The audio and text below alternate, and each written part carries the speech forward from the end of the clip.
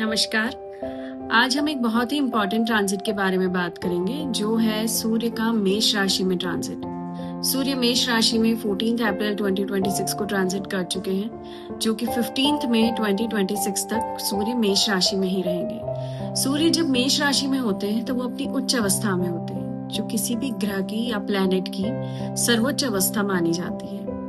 जब सूर्य उच्च राशि में है, अपनी उच्चस्थ अवस्था में है, तो वो किन राशियों के लिए बेनिफिशियल होंगे और किन राशियों के लिए थोड़ा सा संघर्ष शो करेंगे, आइए जानते हैं। वैदिक ज्योतिष में सूर्य को आत्मा, आत्मविश्वास, अथॉरिटी और लीडरशिप का कारक माना जाता है। सूर्य जब मेष राशि में होते हैं वो अपनी उच्च अवस्था में होते हैं। मेष जो है वो एक अग्नि तत्व राशि है और वो मंगल द्वारा शासित है। जब यहाँ पर सूर्य आते हैं तो उनकी जो ऊर्जा है वो बोल्ड, फियरलेस और एक्शन ओरिएंटेड हो जाती है। तो ये जो समय है 1 महीने का, ये इनिशिएटिव लेने का समय है, नए कार्य शुरू करने का समय है। But at the same time आपको इम्पल्सिवनेस और ईगो से बच के रहना है। सबसे पहले हम बात करते हैं उन 3 राशियों की जिनके लिए ये जो ट्रांजिट है बहुत फायदेमंद है। वो राशियां हैं मेष राशि, सिंह राशि और धनु राशि, यानी कि एरीज, लियो एंड सेजिटेरियस। ये 3 राशियां अभी सबसे ज्यादा पावरफुल पोजीशन में है, क्योंकि ये तीनों अग्नि तत्व राशि हैं और सूर्य भी अग्नि तत्व ग्रह है। और जब हम इन 3 राशियों के केस में सूर्य का ट्रांजिट देखते हैं तो उनके 1st हाउस, 5th हाउस और 9th हाउस से ट्रांजिट हो रहा है, जो तीनों हाउसेज त्रिकोण भाव कहे जाते हैं और ये बहुत ही इंपॉर्टेंट हाउसेज माने जाते हैं। तो इन तीनों राशि के जातकों के लिए ये ट्रांजिट बहुत अच्छा है। अब हम जानते हैं कि क्या क्या अच्छी बातें इस ट्रांजिट में इनके लिए हो सकती है।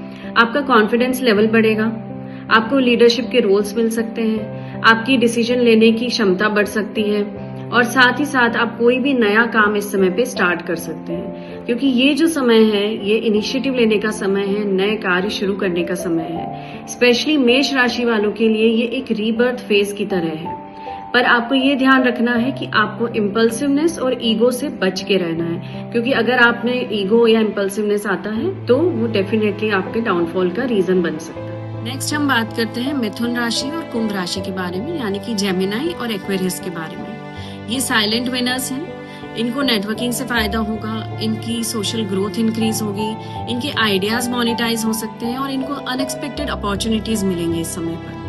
स्पेशली जो लोग कम्युनिकेशन या कंटेंट क्रिएशन या फिर किसी बिजनेस में है, तो ये समय उनको डेफिनेटली आगे की तरफ पुश करेगा, उनके लिए ग्रोथ का समय है। आइए बात करते हैं उन 2 राशियों की जिनके लिए समय थोड़ा सा ट्रिकी है, कर्क राशि और मकर राशि, यानी कि कैंसर एंड कैप्रिकॉर्न।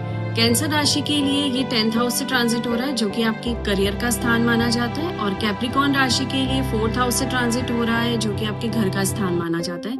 ये दोनों राशियां होम वर्सेस करियर का एक एक्सेस बनाती हैं। आपके लिए करियर में प्रेशर बढ़ेगा, रिस्पॉन्सिबिलिटीज बढ़ेंगी, बॉस से या फादर फिगर से टकराव हो सकता है, इश्यूज हो सकते हैं। बट अगर ये समय आपने अच्छे से हैंडल कर लिया तो लॉन्ग टर्म ग्रोथ आपको मिल सकती है। अलॉन्ग विद दैट हम ये कहेंगे कि ये समय आपको इमोशनली और प्रोफेशनली मैच्योर बनाएगा। आइए बात करते हैं कन्या और वृश्चिक राशि की, यानी कि वर्गो और स्कॉर्पियो राशि की। इन 2 राशियों के केस में जो ट्रांजिट हो रहा है वो 6th हाउस और 8th हाउस से हो रहा है, जो हाउसेस अच्छे हाउसेस नहीं माने जाते हैं। इसलिए ये समय आपके लिए थोड़ा सा डिफिकल्ट रह सकता है। ये आपके इनर ट्रांसफॉर्मेशन का समय है। इस समय आपको हेल्थ इश्यूज हो सकते हैं, ओवर थिंकिंग आप कर सकते हैं, स्ट्रेस आपको हो सकता है और साथ ही में जो आपके हिडन फियर्स हैं वो सरफेस हो सकते हैं। बट इस समय को आपको अपना डिस्ट्रक्शन नहीं मानना है, बल्कि ट्रांसफॉर्मेशन मानना है, और उसके लिए आपको अपनी पुरानी आदतों को छोड़कर एक बार देखना चाहिए। आइए बात करते हैं उन 3 राशियों की जिनका एक तरीके से टेस्टिंग फेज चल रहा है, जिनको बहुत सावधान रहने की जरूरत है। वृषभ राशि, तुला राशि और मीन राशि, यानी कि टॉरस, लिब्रा एंड पाइसेस।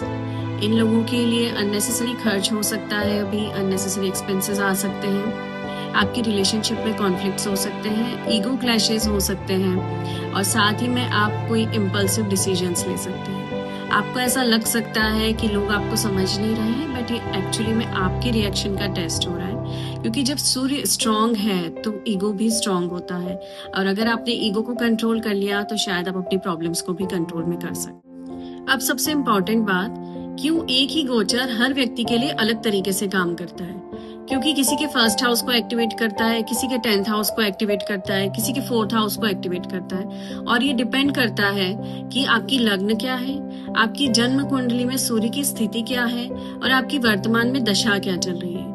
क्योंकि ट्रांजिट जो है वो एक डायरेक्शन देता है, बट डेस्टिनी आपका बर्थ चार्ट डिसाइड करता है।